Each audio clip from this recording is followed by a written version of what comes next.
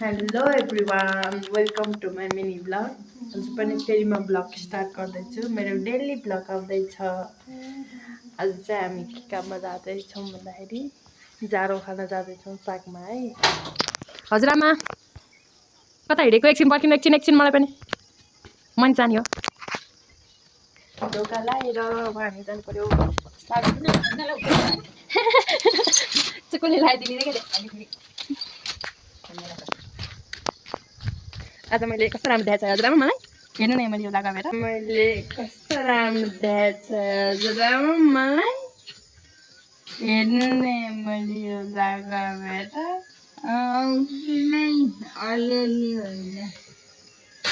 क्या क्या कहना कहना क्या चाह रहे हैं भाई आप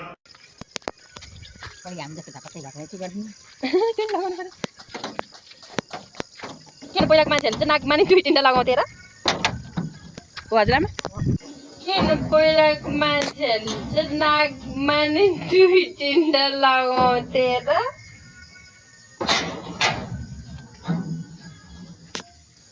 हो हजुरआमा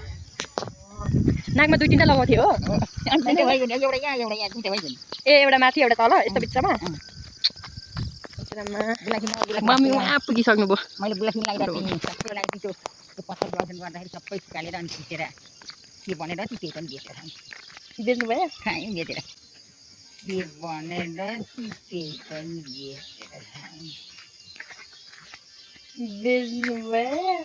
खायौँ बेचेर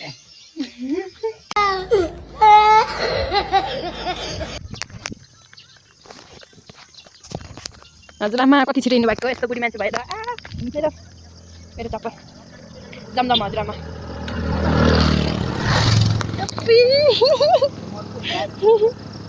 कति ठुलो मान्छे कति ठुलो मान्छे अरे कहना क्या चाहते हो त्यो मान्छे मजा भयो त हजुरआमा कति केजीको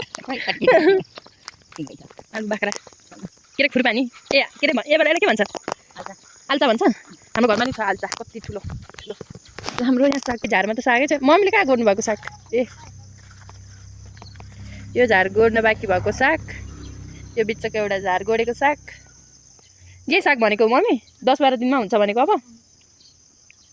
बेच्ने बेला ऊ पल्लो छेउ सबै गोडिसक्यो हो ल हजुरआमा आउनु आउनु साग गर्न हो किन चिथार्नु भएको त अनि त्यसरी चिथार्ने हो त सागलाई यो चाहिँ हाम्रो झार गोडिसकेको साग है अब यो साग लगेर पकाएर खाने भनेर नि नभने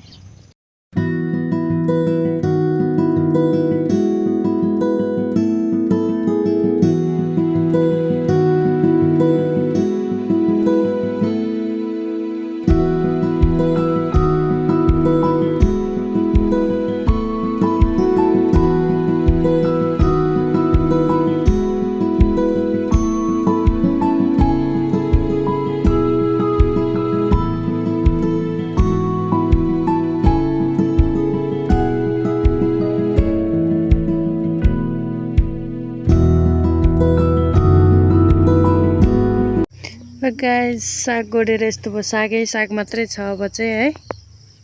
यतातिर चाहिँ साग छ हाम्रो झार चाहिँ कस्तो थियो भन्दा यस्तो थियो यस्तो बाक्लो झार उहालेर यस्तो बनायौँ हामीले अब यति बाँकी छ एक लाइन है मम्मी अनि आजको काम पनि सकिन्छ है घर जाने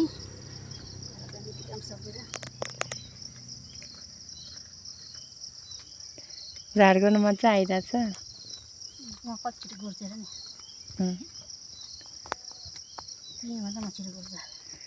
अनि यत्रो एउटा सकेर नि एउटै सक्नु भए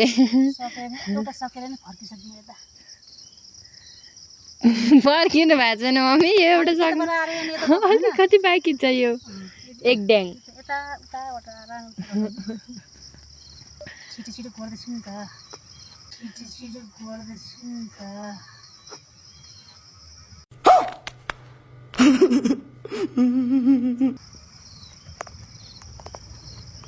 साग बन्छु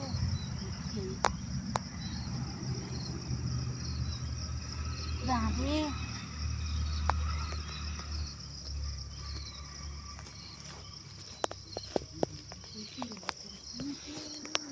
हाम्रो टढेरा यस्तो छ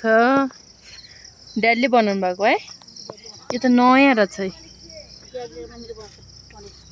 हजुर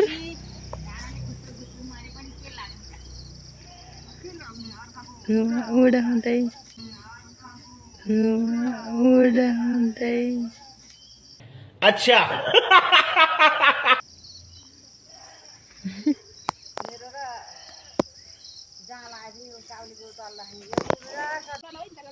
साथी मलाई किन त्यस्तो सधैँ घाँस काट्नु किन हिउँकुनी किन लगाइदिएको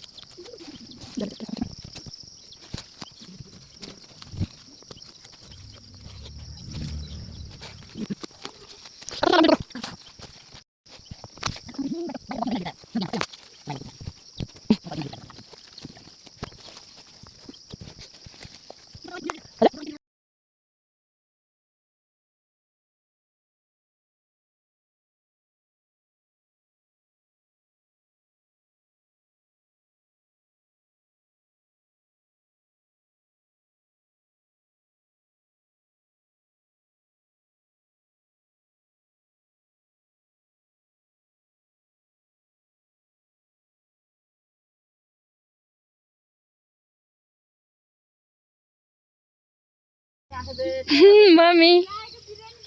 ल ल हिँड्नु त मेरो मम्मी चाहिँ झार फाल्न गएको हुन्छ भने मेरो मम्मी चाहिँ मेरो मम्मी चाहिँ झार फाल्न गएको हुन्छ भने मेरो मम्मी चाहिँ अच्छा झार फाल्दै जाँदै हुनुहुन्छ जगमा यो चाहिँ हाम्रो मकैबारी यसमा अस्ति मैले मल हालेको यो चाहिँ हाम्रो मकैबारी यसमा अस्ति मैले मल हालेको अनि म चाहिँ यतातिर छ मात्रै मात्र छ ग्यास यो हाम्रो मकैबारी अनि हाम्रो मम्मी त हजुरआमा झार गोड्दै हुन्छ मलाई चाहिँ अल्छी लागेर अब यता उता साग हेर्नु हाम्रो कस्तो राम्रो भइरहेछ उबाट आमाले हेरिरहनु भएको छ मलाई उबाट आमाले हेरिरहनु भएको छ मलाई यहाँ हाम्रो हजुरआमा बुढी भए पनि यति धेरै काम गर्नुहुन्छ भन्यो भने चाहिँ हजुरआमा मक्ख पार्नुहुन्छ अनि अलिक धेरै गर्नुहुन्छ काम है आमा हजुरआमा मक्ख पार्नुहुन्छ अनि अलिक धेरै गर्नुहुन्छ काम बाई बाई हजुरआमा बाई बाई मम्मी ल म चाहिँ टक्क साग बोकेर अब घर आज साग र भात बनाउने हो झार गोड्न ल शीत पर्न थालेछ है क्या हो अहिले शीत पर्यो कि क्या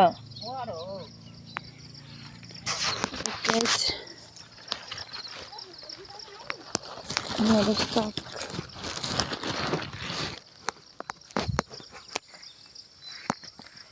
गाइजहरू साग बोकेर अब घर घर गएर खाना बनाउने मेरो काम। अनि आजको लागि अब सक्यो।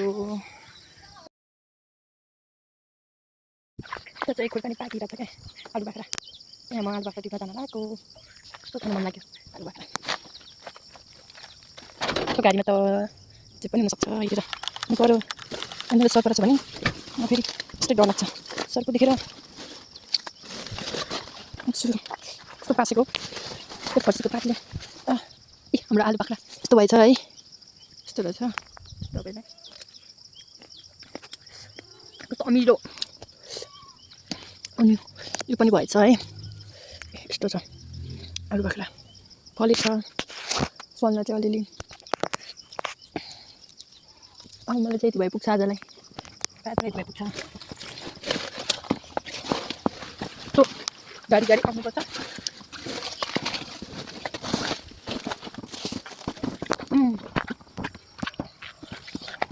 मिठो अमिलो छ। मैले अघि लिएर आएको साग चाहिँ अब खाना बनाउँछ। ओके